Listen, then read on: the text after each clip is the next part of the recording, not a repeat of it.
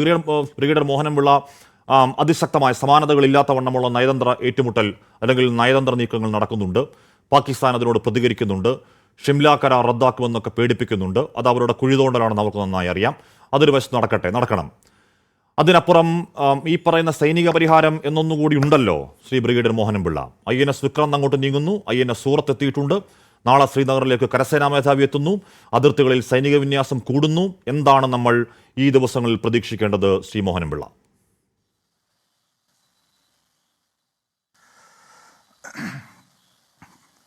അതായത് ഹിന്ദിയിൽ ഒരു കഹാവത്തുണ്ട്, ഗീതെടുക്കോ മൗത്ത് ആത്തേത്തോ ഷഹർക്കോ ഭാഗ്തേ. അതായത് മലയാളത്തിലൊരു ചൊല്ലുണ്ട്, കുറുക്കൻ അല്ലെങ്കിൽ ചെന്നായ മരണമെടുക്കുമ്പോൾ നഗരത്തിലോട്ട് ഓടും. കാര്യം കാട്ടിലാണെങ്കിൽ അത് എങ്ങനെയെങ്കിലുമൊക്കെ സർവൈവ് ചെയ്യും, നഗരത്തിൽ ചെന്നാൽ അതിൻ്റെ അവസ്ഥ അറിയാമല്ലോ. അതുപോലെയാണ് പാകിസ്ഥാൻ ഇപ്പോൾ തീർച്ചയായിട്ടും ഈ കാര്യങ്ങൾ ചെയ്യുന്നത്. അട്ടാരി ബോർഡർ നമ്മൾ അടച്ചപ്പോൾ വാഗാ ബോർഡർ അടച്ചു. എന്ത് ഫലം? ഒരു പ്രയോജനവുമില്ല. ഇതുകൊണ്ട് ടെററിസ്റ്റത്തിനൊരു പ്രശ്നവും ഉണ്ടാവുന്നില്ല. എയർ ബ്ലോക്ക് അതുകൊണ്ട് പ്രശ്നം ഉണ്ടാവുന്നില്ല. ഒരു 250-300 നോട്ടിക്കൽ മൈൽ വളഞ്ഞു പോയാലും നമുക്ക് ഡെസ്റ്റിനേഷനിലെത്താം. ഇന്ത്യക്ക് ഒരു നഷ്ടവും വരാൻ പോകുന്നില്ല. നേരെ മറിച്ച് നഷ്ടം വരാൻ പോകുന്നത് ഇത് ഡിക്ലെയർ ചെയ്ത് കാത്തിരിക്കുന്ന പാകിസ്ഥാന് തന്നെയാണ്. ഇതുവരെയുള്ള അസസ്മെന്റ് വെച്ച് നോക്കുമ്പോൾ അവരെല്ലാ രീതിയിലും ഒരു യുദ്ധത്തിനുള്ള തയ്യാറെടുപ്പ് നടത്തിയിരിക്കുകയാണ് എന്നുള്ളത് വളരെ വ്യക്തമായിട്ട് പറയാം. കാര്യം നയതന്ത്ര ബന്ധം അവസാനിപ്പിച്ചാൽ അടുത്ത സ്റ്റെപ്പ് എന്ന് പറയുന്നത് യുദ്ധമാണ്. അപ്പോൾ തീർച്ചയായിട്ടും അടുത്ത സ്റ്റെപ്പ് നമ്മൾ പറയേണ്ടത്, നിങ്ങളുടെ ഷിംല എഗ്രിമെന്റ് നിങ്ങൾ ബ്ലോക്ക് ചെയ്യുകയാണെങ്കിൽ താഷ്കന്റ് എഗ്രിമെന്റ് ഞങ്ങൾ ബ്ലോക്ക് ചെയ്യുകയാണ്. തൻ്റെ ഇടത്തോടുകൂടി താഷ്കന്റ് എഗ്രിമെന്റ് ഇന്ത്യ ബ്ലോക്ക് ചെയ്ത് കഴിഞ്ഞാൽ അപ്പോൾ അറിയാം ഇതുവരെയുള്ള വർഷങ്ങളായുള്ള ചർച്ചകളിൽ ഏറ്റവും ആദ്യം ഞാൻ പറയുന്നത് ഇന്ത്യക്ക് പറ്റിയ ഏറ്റവും വലിയ വീഴ്ച പീർ പഞ്ചാൽ റീജിയൻ, അതായത് താഷ്കന്റ് എഗ്രിമെന്റ് വഴി ലാൽ ബഹദൂർ ശാസ്ത്രി തന്ത്രപൂർവമോ അല്ലാതെയോ സൈൻ ചെയ്തു മേടിച്ചിട്ട് നാട്ടിൽ തിരിച്ചെത്താൻ വയ്യാത്ത ഒരു അബദ്ധം പറ്റിയെന്ന് മനസ്സിലായി തിരിച്ചെത്താൻ വയ്യാത്ത രീതിയിൽ നമ്മുടെ പീർ പഞ്ചാൽ റീജിയൻ പാകിസ്ഥാന്റെ കയ്യിലോട്ട് പോയി എന്നതുകൊണ്ടുള്ള ഒരൊറ്റ അബദ്ധമാണ് വന്നിരിക്കുന്നത്. ഇപ്പോൾ അവർ തന്നെ പറഞ്ഞപ്പോൾ തീർച്ചയായിട്ടും നമുക്ക് പരസ്പര ബഹുമാനമോ പരസ്പര റെസ്പെക്റ്റോ ലൈൻ ഓഫ് കൺട്രോൾ റെസ്പെക്ട് ചെയ്യേണ്ട ആവശ്യമില്ല. കാര്യം ഷിംല എഗ്രിമെന്റ് വെക്കുമ്പോൾ അവർ പറയും അവരുടെ കണ്ടീഷൻസ് വെച്ച് നമ്മൾ എഗ്രി ചെയ്തു. Shrimati Indira Gandhi 93,000 prisoner of war release ചെയ്തു, പറഞ്ഞ വാക്ക് പാലിച്ചു. നേരെ മറിച്ച് അവർ പാലിച്ചില്ല. Line of control international border ആക്കാമെന്ന് പറഞ്ഞിട്ട് ആക്കിയിട്ടില്ല. അവിടെ വീണ്ടും അതേ പ്രശ്നങ്ങൾ തന്നെ. ഇത് ഫെയിലാകാനുള്ള കാരണം എന്താണ്? അതിനകത്ത് കാശ്മീരിനെ കുറിച്ച് മിണ്ടുന്നില്ല. നേരെ മറിച്ച് 1965 ലാഹോർ വരെ എത്തി ഇന്ത്യൻ സൈന്യം.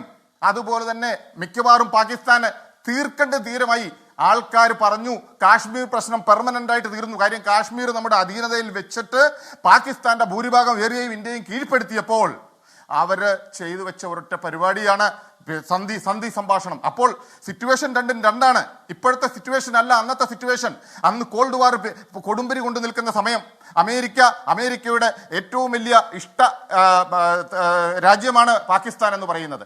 അതുപോലെ തന്നെ റഷ്യയുടെ ഇഷ്ട ആണ് ഇന്ത്യ എന്ന് പറയുന്നത്. അതുകൊണ്ടാണ് നോർമലായിട്ട് സെക്യൂരിറ്റി കൗൺസിൽ അന്വേഷിക്കുമ്പോൾ അറിയുന്നത് ഈ പറയുന്ന അതിന്റെ അതിർത്തികളുള്ള സൈനികരെ മൊത്തം അവർ പിൻവലിക്കുന്നുണ്ട്. അവിടുത്തെ എല്ലാ വീടുകളിലെയും ആളുകളെയും ഏതാണ്ട് നിൽ എന്ന് പറയാവുന്ന രീതിയിൽ അപ്പോ അത് all of A sudden day സംഭവിക്കാൻ പറ്റുന്നതല്ലല്ലോ. എന്നിട്ട് ഇതിനുള്ള എല്ലാ ഒരുക്കങ്ങളും നടത്തിയിട്ട് എല്ലാ കാര്യങ്ങളും ചെയ്തു വെച്ചിട്ട് എന്തൊരു പച്ചക്കള്ളം ഉളുപ്പില്ലാതെ പറയുന്നത് ഞങ്ങൾ അറിഞ്ഞില്ല എന്ന് ബ്രിഗേഡിയർ മോഹനൻപിള്ള. അല്ല, ഇത് വളരെ വളരെ വ്യക്തമാണ്. അതായത് ഇന്ത്യയിലെ BSF ഉള്ളതുപോലെ തന്നെ പാകിസ്ഥാന്റെ റേഞ്ചേഴ്സ് ഉണ്ട്. ആ പാകിസ്ഥാൻ റേഞ്ചേഴ്സിനെ കംപ്ലീറ്റ് മാറ്റിയിരിക്കുകയാണ്. മാറ്റിയതിനു ശേഷം അവർക്കറിയാം അവരുടെ ട്രൂപ്സിന് തന്നെ അഡ്വാൻസ് ചെയ്യണമെന്നും ഇന്ത്യ ചുമ്മാതിരിക്കില്ല എന്നും വളരെ വ്യക്തമായിട്ട് അറിയാം. ഐബോൾ ടു ഐബോൾ, അതാണ് അങ്ങോട്ടും ഇങ്ങോട്ടുമുള്ള ഒരു ക്ലോസ് പ്രോക്സിമിറ്റിയുള്ള ഒരു സിറ്റുവേഷനാണ് ഇപ്പോൾ അറേസ് ചെയ്തിരിക്കുന്നത്. അത് നമ്മൾ പക്ഷേ ഒരു കാര്യം പാകിസ്ഥാൻ മറന്നു പോകുന്നു. 65 or 71 അല്ല 2025 എന്ന് പറയുന്നത്. 61 എന്ന് പറഞ്ഞു കഴിഞ്ഞാൽ ഇന്ത്യ ഡിവൈഡ് ചെയ്തതിനു ശേഷം അധികം സമയമായിട്ടില്ല. മിലിറ്ററി ലീഡേഴ്സ് എല്ലാവരും ഓൾമോസ്റ്റ് ഒരേ അക്കാഡമിയിൽ ട്രെയിനിങ് ചെയ്തതിന് ശേഷം, അതായത് സുഹൃത്തുക്കളായിരുന്നു എന്ന് വേണമെങ്കിൽ പറയാം. ഇന്ത്യയിലോട്ടും പാകിസ്ഥാനിലും ആർമിയുടെ കമാൻഡറായി മനേക്ഷയുടെ ബാച്ച്മേറ്റ്സ് ആണ്, അല്ലെ കരിയപ്പയുടെ ബാച്ച്മേറ്റ്സ് ആണ് പാകിസ്ഥാനിലുള്ളത്. ആ ഒരു സിറ്റുവേഷൻ മാറി, തലമുറ മാറി. എന്നിരുന്നാൽ പോലും അവർക്ക് കിട്ടാൻ പോകുന്നത് അങ്ങേയറ്റത്തെ തിരിച്ചടിയായിരിക്കുമെന്ന് അവർ മനസ്സിലാക്കുന്നില്ല. കാരണം 65 എന്ന് പറയുന്നത് 2ാം ലോകയുദ്ധത്തിന് ശേഷം ഏറ്റവും കൂടുതൽ ടാങ്ക് അഡ്വാൻസ് ചെയ്തിട്ടുള്ള ഒരു മൂവ്മെന്റ് അത് കോണ്ടിനെന്റിൽ രേഖപ്പെടുത്തിയിട്ടുണ്ടെങ്കിൽ ഇന്ത്യ പാകിസ്ഥാൻ വാറാണ്. ഏറ്റവും കൂടുതൽ അഡ്വാൻസ് ചെയ്ത് ഇന്ത്യ പാകിസ്ഥാന്റെ കൂടുതൽ ഭാഗവും പിടിച്ചടക്കി. വീണ്ടും ഞാൻ അത് പറയാനുള്ള ഒരു കാര്യം, 3 മെയിൻ കണ്ടീഷൻ എഗ്രിമെന്റ് സൈൻ ചെയ്ത് ഇന്ത്യ പിടിച്ചെടുത്ത സ്ഥലം മൊത്തം വിഡ്രോ ചെയ്യേണ്ടി പുറകോട്ട് വരികയും പഴയതുപോലെ തന്നെ നിൽക്കണമെന്നും പറഞ്ഞ് ആർംഡ് ഫോഴ്സസിന്റെ മൊറാൽ വളരെയധികം ഡൗൺ ചെയ്ത ഒരു സിറ്റുവേഷനാണ് 65 എന്ന് പറയുന്നത്. ഈ 66-ലെ എഗ്രിമെന്റ് പോയി നമ്മൾ പിടിച്ചെടുത്ത് കഷ്ടപ്പെട്ട് പിടിച്ചെടുത്ത സ്ഥലത്ത് നിന്ന് back to same position, old position എന്ന് പറഞ്ഞ് തിരിച്ചു വരികയായിരുന്നു. അവിടെയാണ് നമുക്ക് തെറ്റുപറ്റിയത്. പക്ഷെ ഇപ്പോൾ അവരതിനുള്ള അവസരം തന്നിരിക്കുകയാണ്. അവർക്ക് ഷിംല വേണ്ടെങ്കിൽ നമുക്ക് താഷ്കന്തും വേണ്ട, ബൗണ്ടറി വേണ്ട, നമുക്ക് പഴയ സ്ഥലങ്ങൾ നമുക്ക് പിരിച്ചെടുക്കാം. അപ്പൊ പിന്നെ POK എന്ന് പറയുന്ന അവരുടെ അവകാശവാദം അതോടെ അവസാനിപ്പിക്കുകയും ചെയ്യാമല്ലോ. ഞാൻ അങ്ങനെയൊക്കെ എത്താം. ശ്രീ മോഹൻ